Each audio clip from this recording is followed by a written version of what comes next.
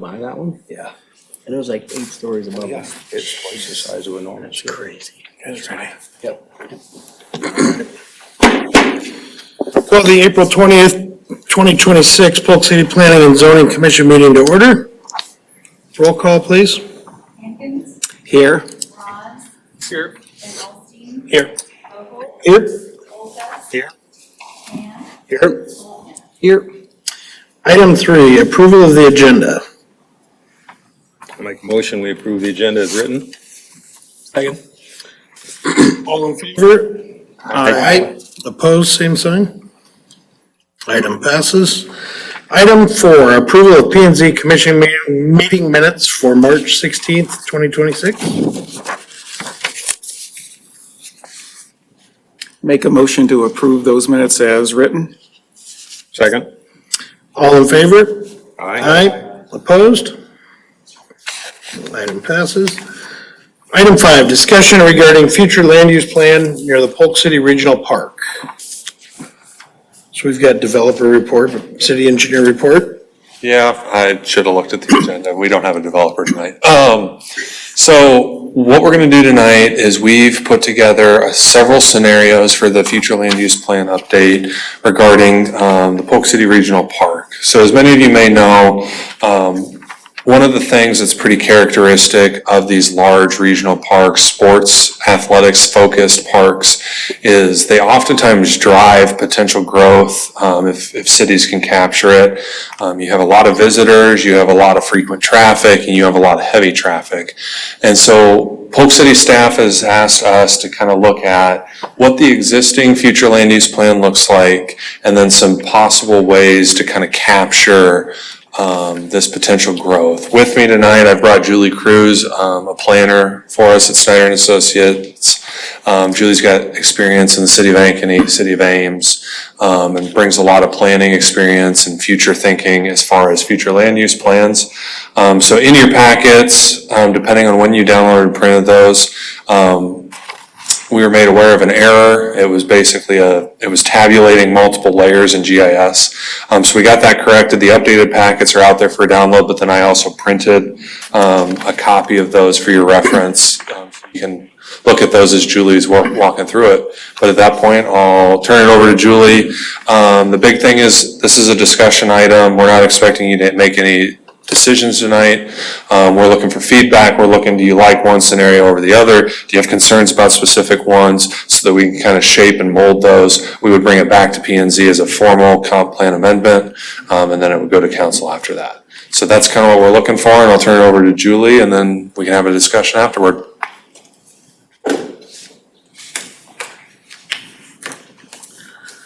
Good evening. So as Travis said, we have a few proposals for you. I do have, we can pull up an aerial too, because I have Google Earth open too, if you want to reference what's under the colors. But the one on the screen right now, or the existing land use, that is your current land use plan map. So we've just kind of clipped, it was kind of an arbitrary boundary.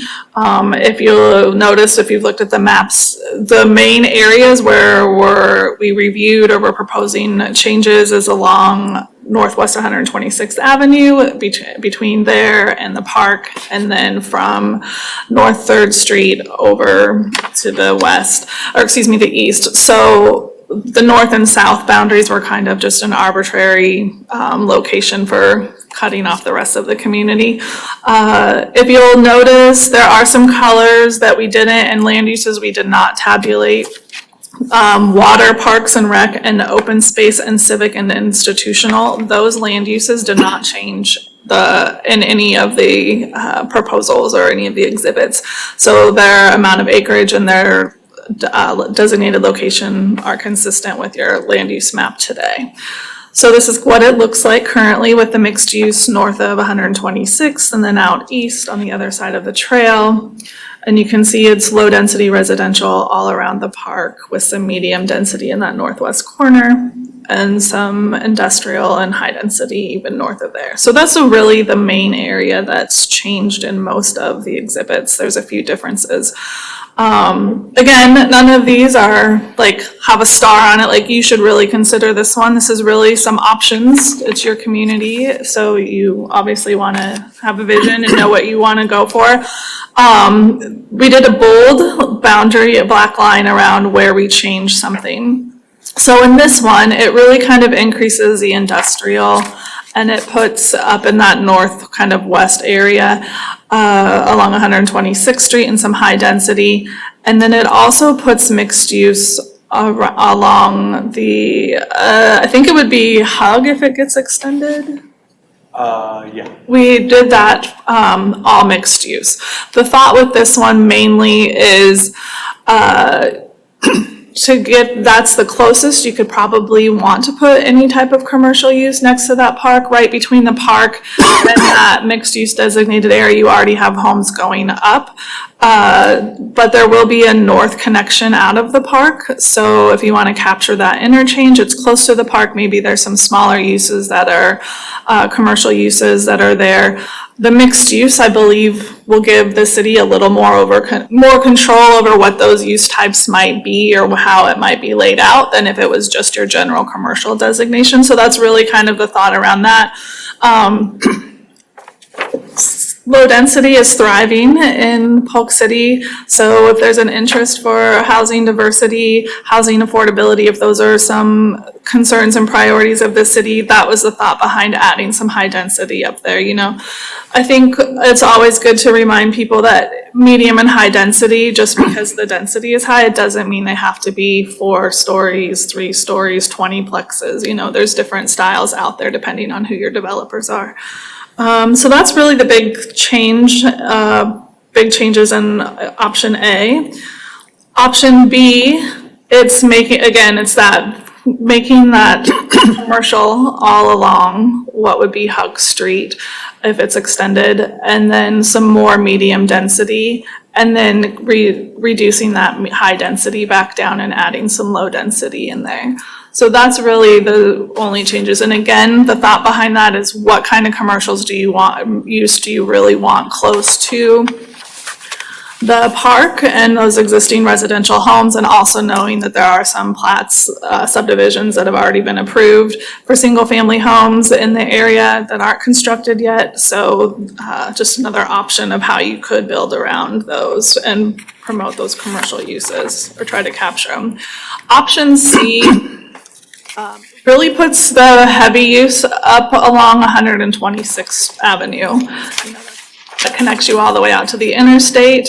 So really out along the trail, we've taken some of that medium density away and put more commercial out there or more mixed use out there. And then we've still put a little commercial mixed use node down close to the park, but not as intense, again, thinking just kind of depending on how much commercial you may or may not want to capture down close to that park and those existing single family homes. And then increase a low density residential along 126th Street from what's currently approved. Those are the 3 options. Those, I just kind of quickly went over the biggest differences. And all of the land use is the calculations up in the top left corner is how many acres of that use is being proposed. So you can see, kind of compare and contrast, you're really not losing much of anything because they're all just kind of shifting around to a different location. I would say the biggest change is that commercial use, the general commercial use, but otherwise they're pretty consistent. So you know, things to think about that are at least in central Iowa. Norwalk has some commercial uses right up against their regional park. There's some residential around it, but then there's also a couple of restaurants right in adjacent to it. Grimes is similar. I think it's set a little bit further off, just for context, the commercial area is, but there's commercial uses along adjacent to the new Grimes complex, but it's also close to their big commercial corridor right there with their Hy-Vee and Walmart and all of that as well. But depending on how Polk City grows in the future, I think it's a considerable, to believe that 126 starts to develop commercially, right, as people come into town with that interstate access. So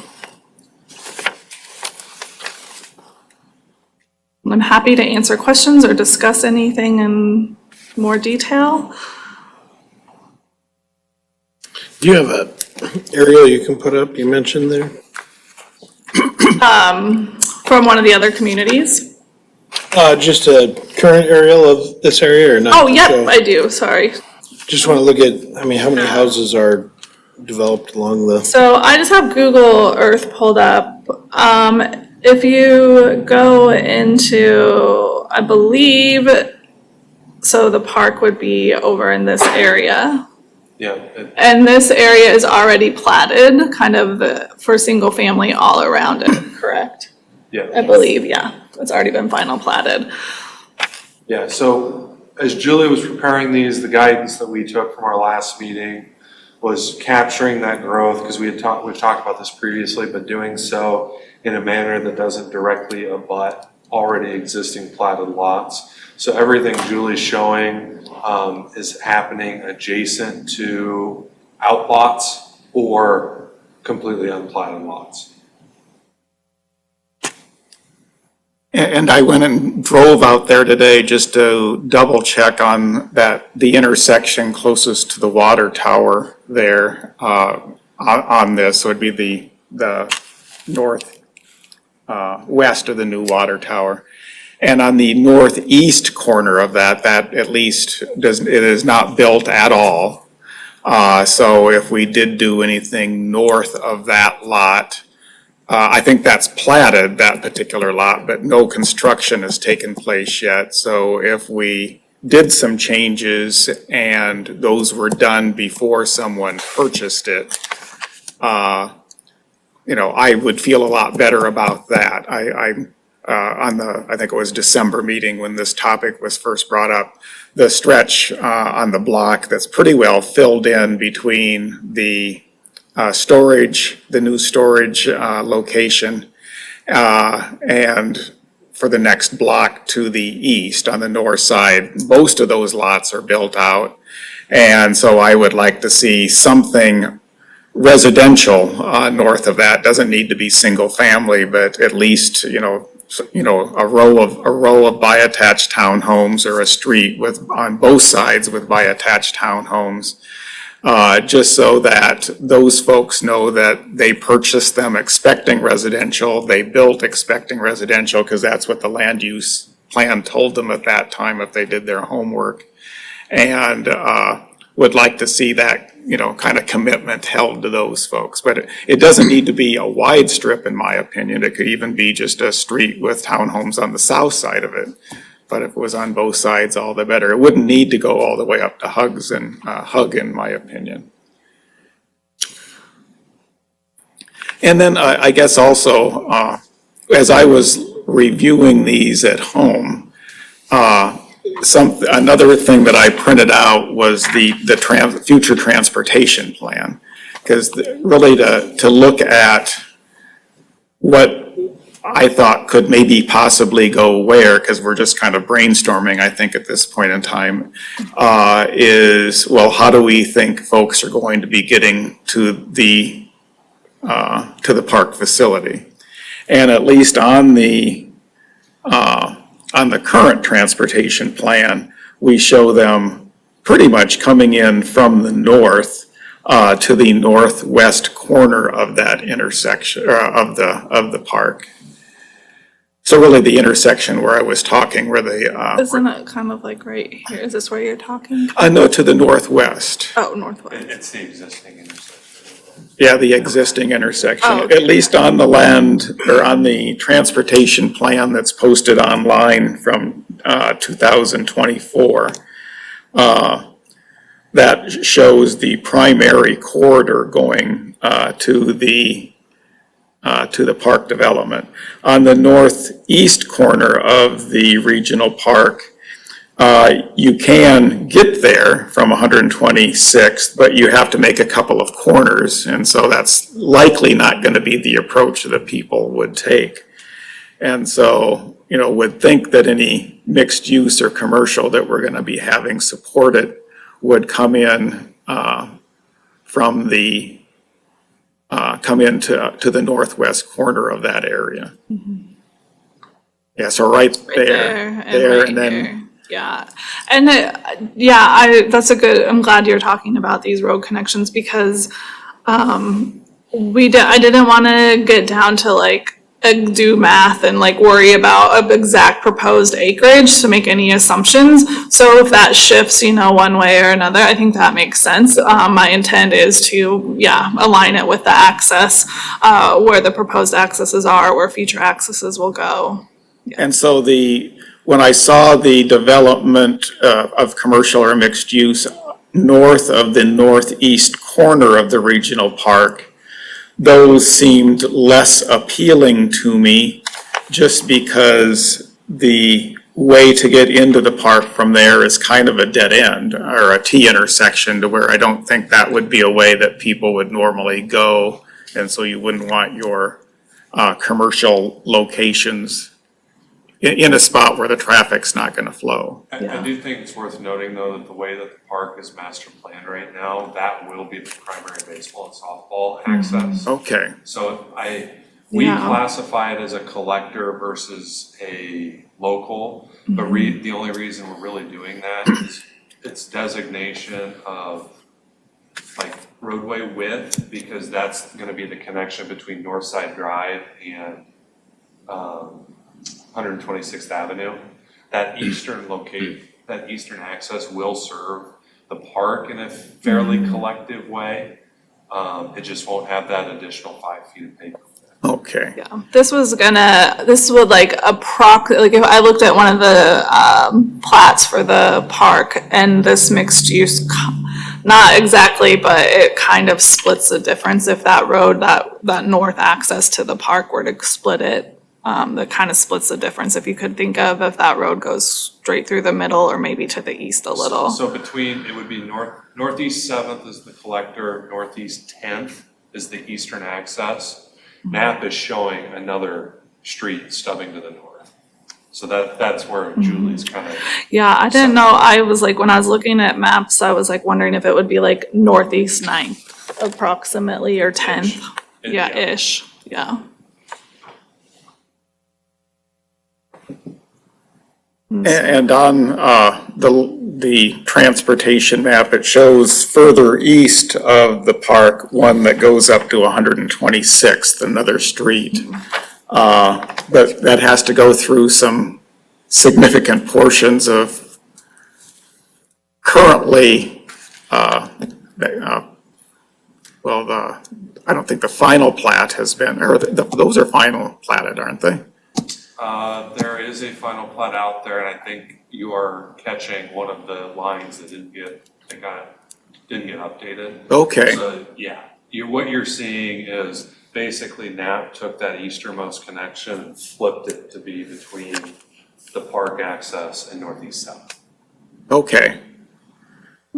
And does that go all the way to 126th, or did they have to go north to hug and then go east or west? So our thought would be that northeast, the park access will be the one that actually goes to 126th. Okay, Because the future streets map, I guess, just so that you guys are aware, the map itself doesn't say this, but the narrative does say that really what we're trying to show with that map is intent. yeah, So basically, we want that property to develop with a secondary connection to 126. And that's kind of how we view future land use as well, but a lot of these maps are just showing intent, and then the actual development plan will drive the exact layouts. but for what we're tasked with tonight, the location of 7th up to 126th is kind of key. Because in all likelihood, that's where most of the traffic's gonna be coming in.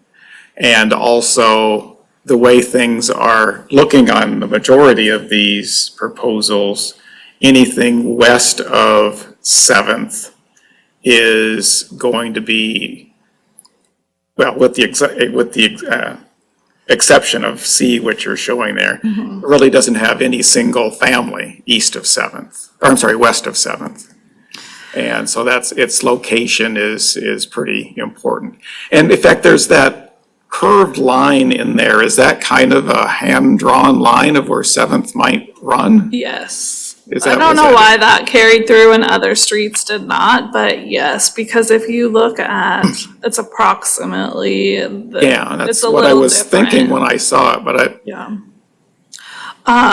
When you were just referring to the west side of 7th, this is 7th, correct, right here? So that is consistent though through with your so this is your existing land use plan, it's Yeah. medium density. Along if and when 7th continues north. This is kept the medium density in that corner on option A. Option B, it kept it the same as the existing land use, and then, and then C kept it the same too. And I think, Ron, based on the best information we have right now, we should assume, at least right now, Northeast 7th is going straight north-south. okay. That is the most, we just didn't update it on the future road plan because we didn't want to update it and then have to go back, kind of thing. So, we think that the future streets plan shows the intent of curvilinear roadways. But this usage reflects, if you recall the Gateway Crossings rezoning, which took place probably 2 years ago at this point. That is the most recent information we have. And so we're kind of taking bites at different apples a little bit, where your future land use plan, I think, is gonna reflect what our most recent development application is. Whereas we're using the streets map more as a general guidance for you need to make that connection. So I think for the purposes of this conversation, we'll assume Northeast 7th goes north-south, and then we'll understand that whatever recommendations, discussion, thoughts the committee or the commission has is based on that alignment to date, and then that we can adjust based on future development. So as in straight north-south for 7th, and then, So what Julie's showing right now, that big bold black line that goes north-south, the reason that those land uses are shown that way in the existing condition is they exactly match the rezoning that took place. Yes. So you've got commercial along the entire frontage of Northwest 126th, you've got industrial in the southwest corner, and then you've got medium density or high density residential in the, I think it's a mixture, in the southeast corner. And that directly matches the rezoning, plus the concept switch that we have. and, but it doesn't reflect the whitetail or alignment, coming from the west and curving down. I thought that was the reason 7th curved over, was to get whitetail back down to 126th by that point. It was, but what I will tell you is that we got far enough in the Gateway Crossings conversation that they felt comfortable being able to tie that north-south street into Whitetail Parkway in an appropriate place. Okay, So that's why I'm telling you to go that direction. Okay. Is that we feel confident in our ability to be able to manage it that way. okay. And I would say too, there is a method to the madness, but future land use is also a crystal ball, right? You don't know what developer's gonna get options on what property. So these are kind of making some assumptions. This is your community, this is you know what development patterns you're seeing, what comes before you.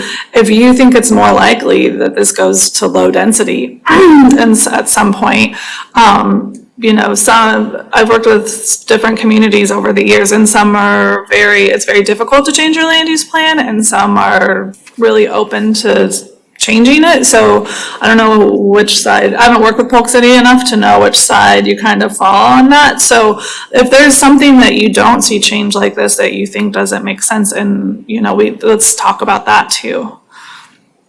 Yeah, historically, developers want us to be changing land to low density. Even though if they would hold on to it, it would likely hold more value if it stayed commercial, but that's a coupon they'd have to clip later and they want the money now. That's my observation. And so with that in mind, I'd prefer to go for as much non-single family residential as we can in a land use plan, knowing that we're gonna be nitpicked all the way to try to do conversion. Is that a fair statement for? And I think naturally too, the heavier your commercial is, or the more intense and dense your commercial developments is, you're also, you'll see more of that higher density residential, whether it's medium density townhome, row home, condos, or high density apartments. I think they just, right? I mean, it's natural to kind of step back to your single family anyway.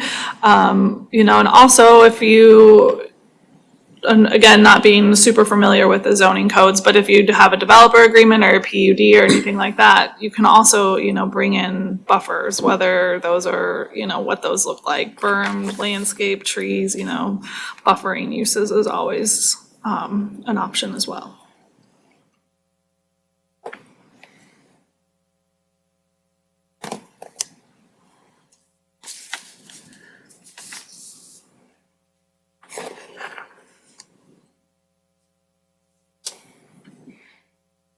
As a mom of a baseball player, at least this mixed use here and more commercial up here makes sense to me because it's easier, right? I don't know what kind of use this ballpark will get, or what Polk City sees, right? But if you're getting a regional tournament or you're getting like the USSSA games, most people are coming from out of town. So they'll come either from Ankeny or they'll come from 35. It's kind of nice to be able to run up to the gas station to get ice, to get Band-Aids, Gatorade, whatever, without having to drive all the way through town. So what does that look like here? Or go get a sandwich between games. So those are kind of things I thought about too, and development patterns I've seen in other cities that were successful when I thought through some of these, as well as your mix of acreage in your community and what the demands how they tend to be trending right now.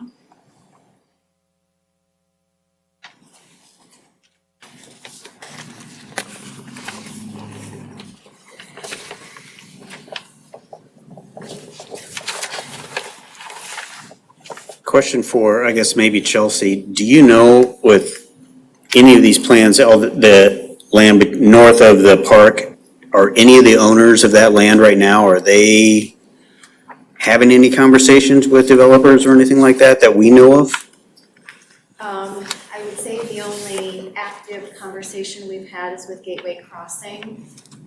Can you go back to your map of existing? This is existing land use. Do you want the Can you aerial? go back to the aerial, sorry. Yep. That's what I meant. So Gateway Crossing is a development that has been rezoned. It's a 80-acre parcel of property. It's a combination of commercial, industrial, and R3. There seems to be legitimate interest from the developer on that parcel, but that development's kind of stalled. I could potentially see that ramping back up in the near future. It just kind of depends. Other than that, no, we've not had a ton of interest from developers. I do wonder if construction of the Polk City Junction Trail might spearhead some development talk, where that trail is going to connect to the Oasis, but that won't be done until the end of this year. So that's what I can share with you today. Okay.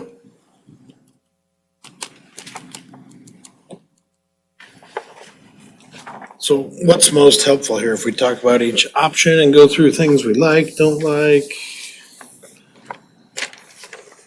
That will work. Yeah, or if you want to be as blunt as do not propose, commercial at this location in any situation. Yeah. Why don't we just start by going through each concept? Okay, this is existing, so option A, again, the changes are and have the bold outline around them.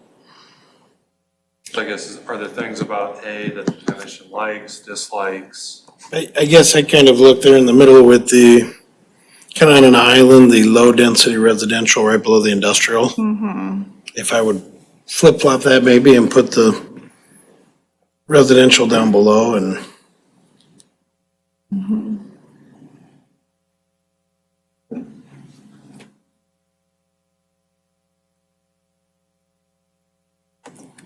And Ron, as far as going, so you said you're okay adjacent to existing homes. Are you okay with going to a lower intensity if we were to make that flip? I would be fine with a medium-density residential. In fact, just in talking about those the four squares there where that's kind of bisected by Hug and then by, I don't know what that street would be, Fifth or something that would go north and south. Is that Fifth? I think it is. So just in talking about those 5 blocks, or 4 blocks rather, with the exception of the strip of medium-density residential just north of the existing homes, I would think that whole group should have no more residential other than that. So when you look to the north of it, it is commercial, industrial, or mixed use. When you look to the southwest of it, it's commercial. And so it's really just that little tiny piece of residential that's north of the school currently. So then, if that was all switched, those 4 sections, with the exception of the strip of medium density, that would really be a non-residential use from the school property north of Whitetail for that whole stretch of non-residential use. And then on the west or east side of 7th, I do like what you're showing here with the mixed use, but I wish the last third of it to the east would be converted back to single-family residential. So essentially where that street goes north from the east side of the regional park, east of that be low-density residential, but everything north of the park, north of the residences that are north of the park would be mixed use. So basically take the eastern third of the mixed use and flip it Correct. above the other 2/3? And then when you end up doing that, you would end up seeing that you have a sliver of single-family residential kind of going over to 7th and might as well convert it to mixed use or to expand the high-density residential. Or actually, we're also getting, I guess, with what I talked about earlier, getting rid of a lot of mid-range residential, so could fill that in with that.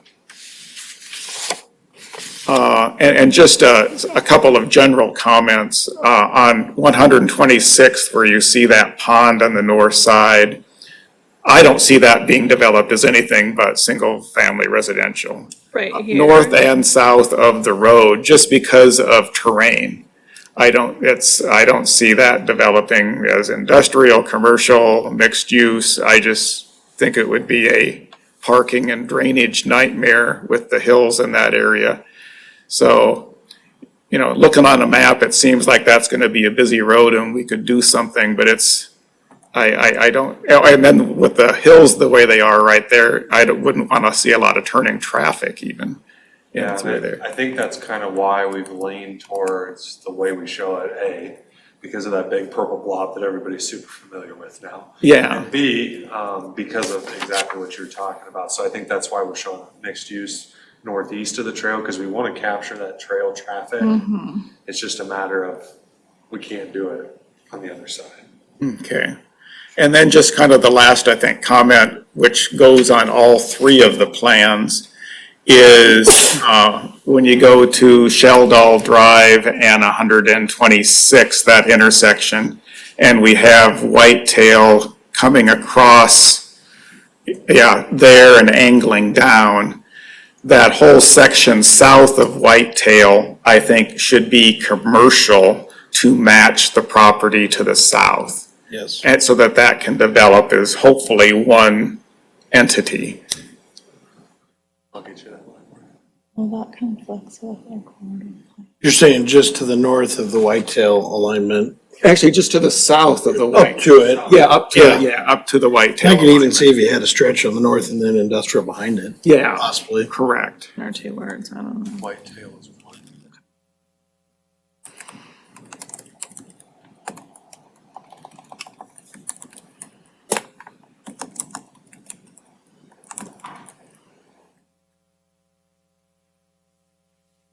We have concerns about the amount of industrial she's shown on this option.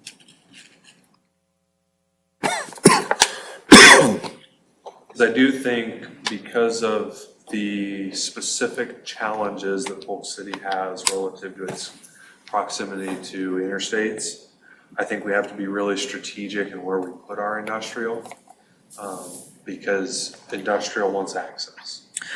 Do they want visibility or just access? Access. Access. Yeah, I guess, yeah, I don't know if I was thinking industrial, like heavier commercial flex space, kind of, maybe not like warehouse here, I don't know, warehouse here, but then I also, driving it today, I don't know if that much, again, it was just kind of, yeah. Because today, in your existing land use plan, it's all mixed use. So, In that section where I started my rambling, north of the school and the four quadrants where you already have a note written about that, yeah. For the 3 that are gonna not have any residential at all, I had talked about switching it to be something, that could be switched to industrial there, which would match what's north of it. And then perhaps this big block you're talking at the further up wouldn't need to be as large. Wouldn't that be an issue though if it comes to access? I mean, isn't 126 the best place for access for industrial? Yeah, I think what you want to do is if you were to do some sort of industrial, I think having access via that extension of Hug Drive may be helpful, but it's going to be 126th, 7th, and Hug Drive. I mean, those are really going to be your options. And once we quote unquote retire Hug Drive as a through street, Whitetail is going to take the place of that. So I think we just have to be careful about, where we place that industrial usage. Because what I will tell you is with the Gateway Crossings, specifically the industrial he's got shown in there, it's mini storage, and it's, the example he gave us is like countertop cutting, Yeah. where it's not, they're not manufacturing anything, they're not bringing in heavy trucks, it's gonna be like single unit trucks that are delivering to Not massive buildings. right. And what he's talked about with us is like, the idea he has in his head is like, it almost looks like an office space until you walk in. And then it's almost like a countertop showroom, carpet showroom, that kind of thing. So it's a little more intensive in terms of the aesthetics, but really from a traffic generation standpoint, it's not. what is this a residential use or an industrial That is use? a existing residential. Okay, they just have some big buildings A and, farmstead. because when you drive by, I feel like you can't tell. Yes. Yeah, it's a farmstead. Would it make sense to tuck all of our commercial in the intersection of 126th and Sheldall? Well, something to think about if you do that is then you have a corridor of commercial uses. And, depending on how that develops out, traffic and access could be, you know, I don't know. Again, I personally am more of a node person, breaking it up. You know, that gives you the opportunity for less traffic conflicts, less backup. It also gives you the option for a more walkable neighborhood, you know, depending on what those uses are. Are we wanting people from the park to exit from the north, or are we looking, which way do we want to lead them out? I think because of the specific traffic concerns we have on Third Street, i.e. capacity, I think we would want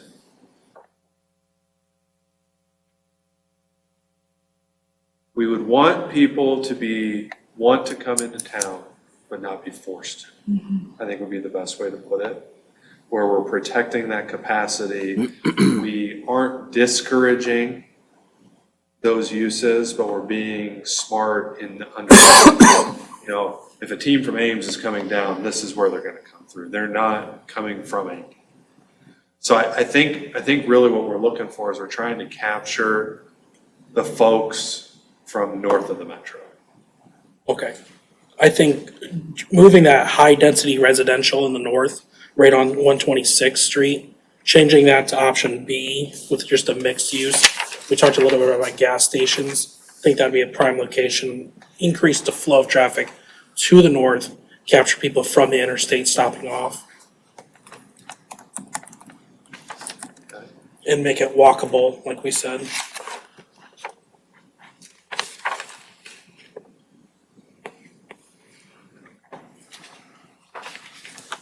And I agree with Ron on the townhomes with that medium density.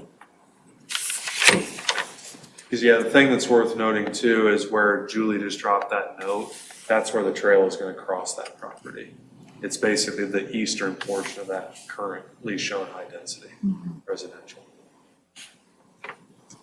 So that's another option as far as, we talk about, you know, roadway connections, but then, I mean, we've done economic studies for the Raccoon River Valley Trail that suggest that cyclists spend on average $60 a day on bike trails. And we're projecting 100,000 cyclists to use the Polk City Junction Trail. I think a lot of that comes down to access too. We just completed a study for the Snowmobile Association. With these trails, there's just so limited stops, and I think if we increase those stops and allow easy access, things like mixed use, you're gonna get more dollars increase, and more people will then lead into town afterwards. And it's not, especially in central Iowa, I don't think it's not uncommon for people to prospect development where trails are going and trailheads are going, especially in the smaller communities. And so, yeah.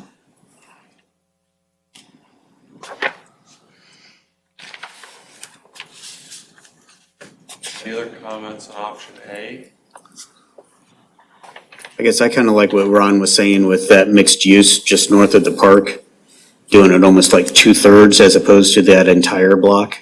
And keeping the, I guess, the furthest east, more the single family or some sort of residential, but 2/3 of it maybe mixed use.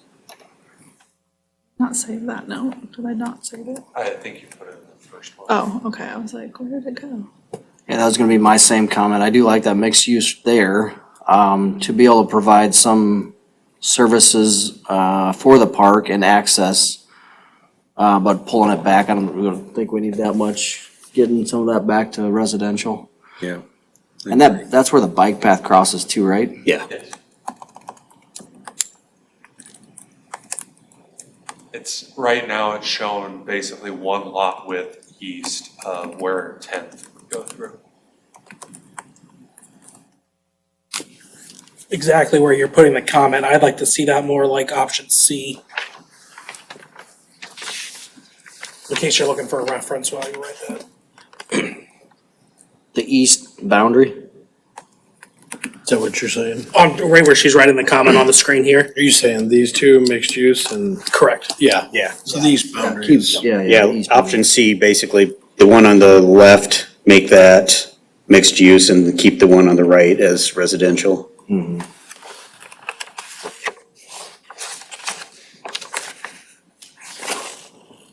So flip-flop these two. Well, no, keep the east boundary What? and extend the rest of the west. So the mixed use goes. Expand Oh. mixed use to the left. All the way to Seventh. Okay.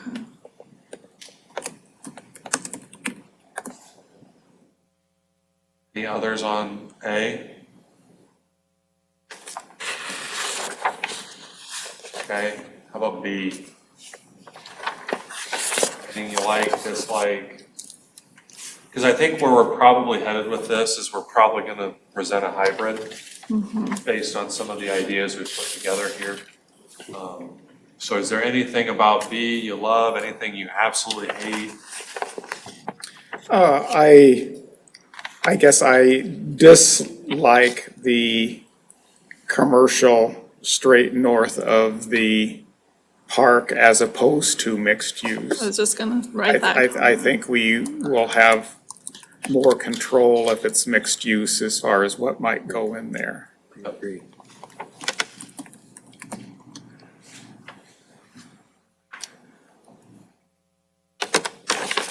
And Alex, did I understand that you like the Gateway Crossings layout of this a little bit better with that mixed use up in that northeast corner of it? Correct. Oh, right up here. Yeah, no, To the right. that right there. He likes that better Yeah, than straight commercial. The high-density residential seems small where it is. I think that parcel there is not large enough for what I would like to see in that area as an alternative. Well, and I almost wonder if maybe we leave the western half of Gateway Crossings the way it is, with that commercial fronting, the industrial below, because that's kind of the way he's got it rezoned. And then we take the high-density residential, and it like almost blends into the mixed use, because that's kind of what mixed use leads itself to, is the apartment complexes, the row homes, that kind of stuff. It kind of blends really nicely into that mixed use facility. So I think we probably can marry A and B so that it plays a little nicer. Yeah, if you think this, because of topography, would not be conducive to mixed use, then really, yeah, I think maybe this commercial stays, but I don't know. I thought I had high density up here, but I have medium density. Would it be possible, just for simplicity and ease moving forward, if we stuck with option A, the comments, and then worked off of option B and placed those, any comments we made, what we liked or disliked onto the option A? I like that idea. Yeah, instead of jumping. Yeah.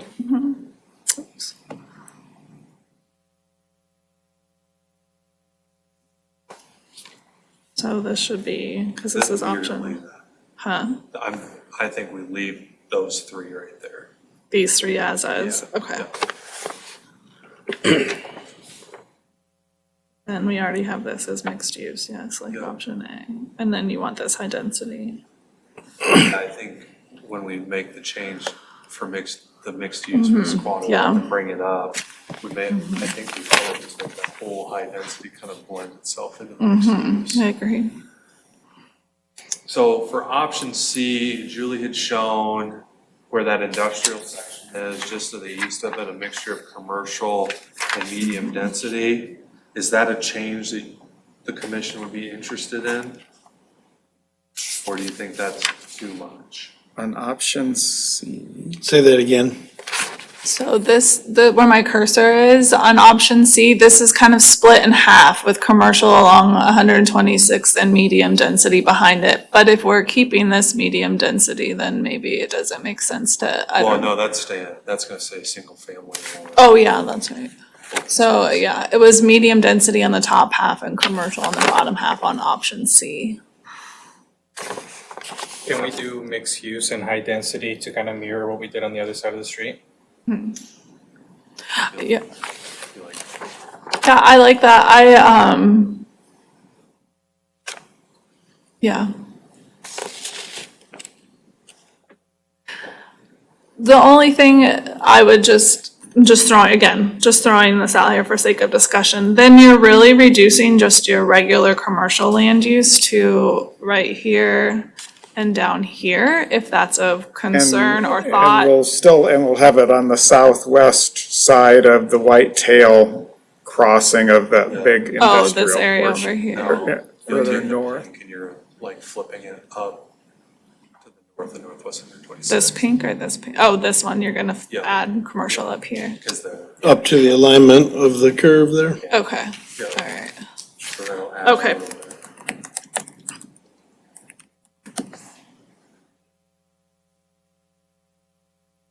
a little bit. Do we want to add the mixed use on the north side with high density behind it? Yes, I believe so. So yeah, more like option C.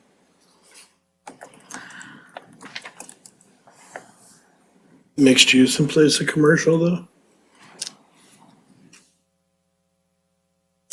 And high density instead of medium density, right?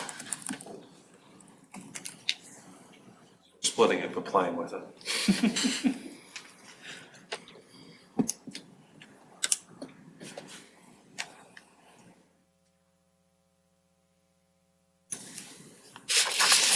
Any other thoughts?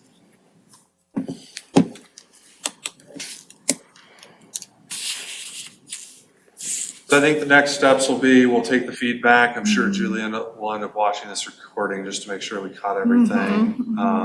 We'll basically create a hybrid option, and then at a future meeting, we'll consider that for recommendation to the city council. Good with that? So you bring the hybrid back to us and then go forward? Bring it back to them. Yeah, we'll bring it back. I don't want to promise at which meeting, because I think some of this also is driven by some of the other conversations we'll have, but you'll see it at a future meeting, and then you'll make a recommendation, because this would qualify as a comp plan amendment, if you're modifying the future land use plan. Guess kind of the other question, if north of the park, if those are already platted, you know, our developer has those platted, nobody's living there, but how do they feel about what goes behind there? Is your land use amendment process public hearing? Yes. So then, they would likely get notified. And we have lots of conversations with them. Yeah, I just think it's something that'd be better upfront than Yeah. have them run into it, but. Okay, any more feedback? All right. Item 6, reports and particulars, council liaison. I'll keep it kind of short this evening, but I wanted to make everyone aware, if you hadn't heard from last week's meeting, the council did make a motion to reject all the public bids for the regional park due to the quality of the respondents' bids. So we're currently gonna go back through this process, through our bidding process a little bit more, but if you hadn't heard, we didn't make that decision lightly, but it's in the best interest of more communities. So, hopefully that's not gonna delay the project. Well, that's a lot, but, again, I think it was for the best of the community. And that was it. All right. Thank you. City manager? Thank you. Staff? Anything from the commission? All right. Item 7, do we have a motion to adjourn? So moved. Second. All in favor? Aye.